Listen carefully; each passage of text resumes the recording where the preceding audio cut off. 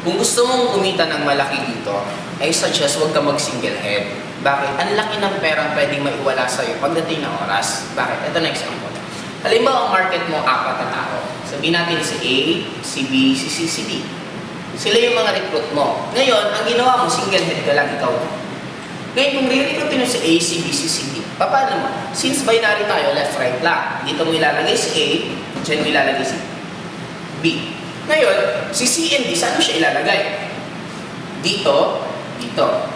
Ngayon, magkano ang kikitain mo? 4 na 500. Kikita kang 500 pesos dito, additional 500. Kikita ka uli ng 500, and additional 500.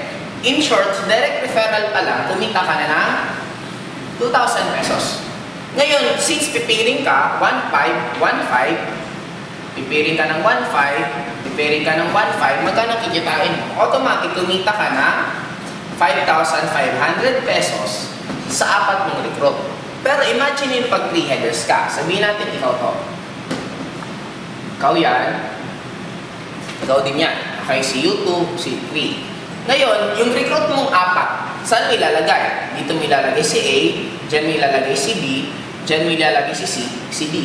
In short, ang maganda dito, mas nahiwalay mo. Magkano kikitain mo? 1, 2, 3, 4, 5, 6. 4 ay 6 na direct referral. In short, kumita ka ng 3,000 direct referral pa lang. Eh, di ba ikaw to si Y3?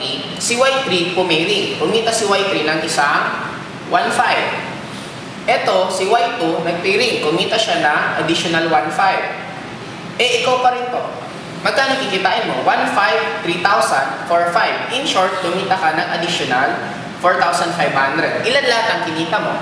10,500. Same effort.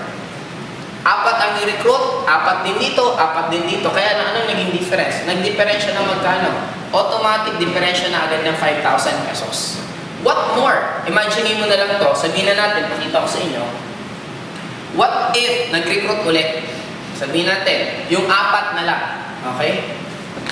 Ito nag-recruit ng isa, ito nag-recruit ng isa, 1, 2, ito 3, ito 4. Magkano ang kikitain mo? Automatic, pipiling siya, kumita ka ng 1,500, 1,500, meron kang additional 3,000 pesos.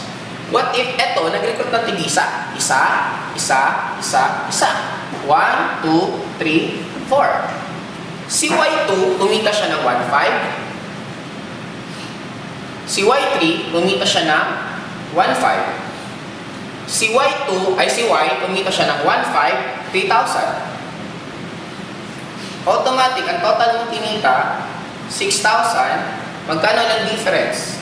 3,000. Kaya kung lumaki pa ito nung lumaki, dati na tayo, mas lalong malaki yung mawawala sa yung income.